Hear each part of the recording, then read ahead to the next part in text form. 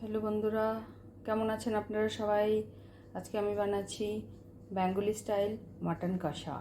এই জন্য নিলাম 500 গ্রাম মাটন, এখানে নিলাম পেঁয়াজ কুচি, এখানে নিলাম টমেটো, এই একটা টমেটো নিলাম, এখানে নিয়েছি আমি দুটো আলু, এখানে নিয়েছি রসুন, আদা, আর হচ্ছে আমাদের কাঁচা লঙ্কা। আর মশলার জন্য আমি ইউজ করব এখানে জিরা গুঁড়ো, ধনে গুঁড়ো, এটা হচ্ছে নুন, আর এটা হচ্ছে গিয়ে হলুদ পাউডার। এই জিরা গুঁড়ো আর ধনের গুঁড়ো আমি ঘরে বানিয়েছি, আপনারাও ইচ্ছা করলে বানাতে পারেন। এটা খুব ভালো, বাড়ি এনে জিরা আর ধনে ভালো করে ধুয়ে শুকিয়ে এটাকে পাউডার করে রেখে দিন, আপনারা ইউজ করবেন, খুব ভালো। এগুলোর মধ্যে এসেন্স ব্যবহার করা হয়, কালার ব্যবহার করা হয়, তার জন্য বাড়িতে ব্যবহার করা, বাড়িতে বানানো জিনিসপত্র খুবই ভালো হেলথ ওয়াইজ। আর এই জন্য এখানে কিছু মশলা নিয়েছি আমি, এটা হচ্ছে জয়ত্রী, লবঙ্গ, গোলমরিচ, এটা স্টার মশলা, আর এলাচি, দারচিনি, মৌরি, আর একটু আমি ক্যাশু নাটস নিয়েছি, আর একটু নিয়েছি টক দই। বাস এখন আমি প্রিপারেশন স্টার্ট করছি।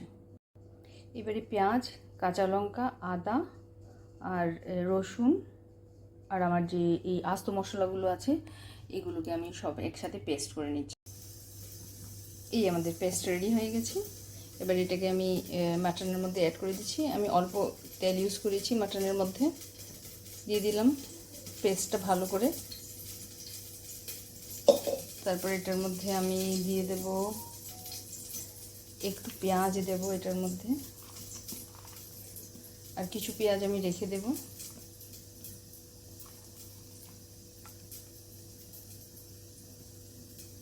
গ্যাসের মধ্যে আমি প্রেসার কুকার বসিয়ে দিয়েছি, এখানে একটু তেল ব্যবহার করব, আমি একটু তেল দিয়ে দেব।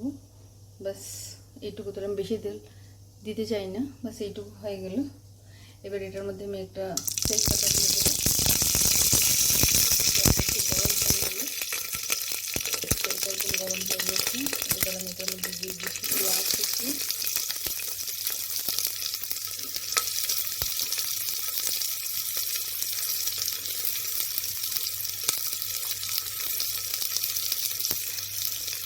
গ্যাসটাকে আমি কমিয়ে দিচ্ছি লো ফ্লেমে। পেঁয়াজ কিছুটা গোল্ডেন ব্রাউন হয়ে গেলে, পেঁয়াজ কুচি গোল্ডেন ব্রাউন হতে হতে আমরা মাটনের প্রিপারেশনটা নিচ্ছি। মাটনের মধ্যে উপর তেল, পেস্ট মশলা, একটু পেঁয়াজ কুচি দিলাম, এবার দইটা আমি দিয়ে দেব। এবারে এটার মধ্যে আমি দিয়ে দিচ্ছি জিরা গুঁড়ো, দিয়ে দেব আমি ধনে গুঁড়ো 2 স্পুন, দিয়ে দিচ্ছি আমি লাল লঙ্কা গুঁড়ো, আপনারা আপনাদের স্বাদ অনুযায়ী দেবেন, আমি আমার স্বাদ অনুযায়ী দিচ্ছি। আর দিলাম হলুদ গুঁড়ো, আর লাস্ট আমি এটাতে অ্যাড করছি সল্ট। এটাকে ভালো করে মিক্স করতে হবে। আর আমাদের দেখি পেঁয়াজটার কি ঘটনা। হ্যাঁ, পেঁয়াজ হয়ে যাচ্ছে।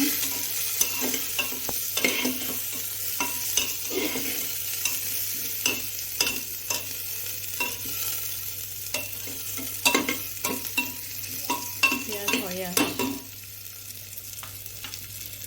এবার এই পর্যায়ে আমি এটার মধ্যে দিয়ে দেব মাখানো মাংসটা। আর মাখানো মাংসটার মধ্যে এখন আমি এটার মধ্যে অ্যাড করব আমি পটাটো, আলু টুকরাগুলো আমি যা কেটে কেটে রেখেছিলাম ওইগুলো আমি অ্যাড করছি। আর লাস্টে আমি টমেটোটা দেব। এখন এগুলোকে মিক্স করতে হবে। দেখুন বন্ধুগুলো, মাংসটা একদম মিক্স করে নিলাম।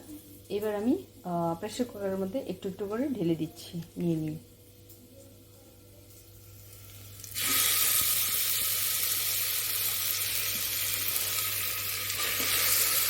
এবার মাংসটাকে ঢেলে দেবেন।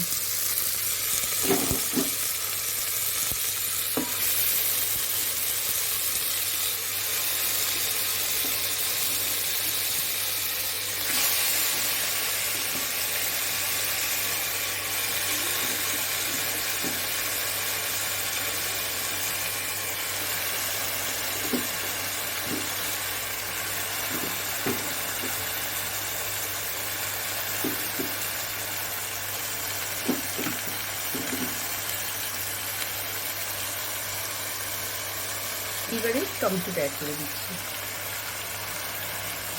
এখন এটাকে আমরা ভালো করে কষিয়ে নেব।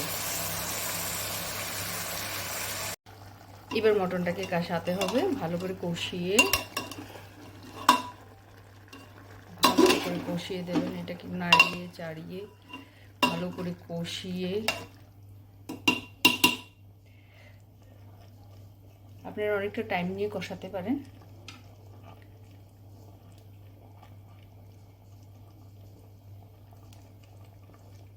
এখন কি শুধু গন্ধও বেরিয়েছে।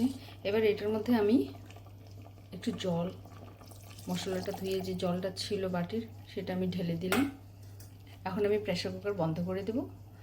আমার এক্সপিরিয়েন্সে আমি এটার মধ্যে 11 থেকে 12টা সিটি দেই। আমি জানি না অন্যরা কটা দিয়ে ভালো হয়, কিন্তু আমার 11 থেকে 12টা সিটি হলে আমার রান্নাটা একদম পারফেক্ট হয়, খুব ভালো রান্না হয়।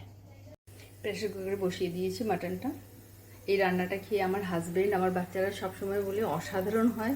আপনারা ট্রাই করে দেখবেন, খুব ভালো হবে, ভালো করে কুকড হয়। 11 থেকে 12টা সিটি দিলে তো অবশ্যই ভালো হবে। আপনারা এটা চেষ্টা করে দেখবেন। এবার প্রেসার কুকারটা খুলছি।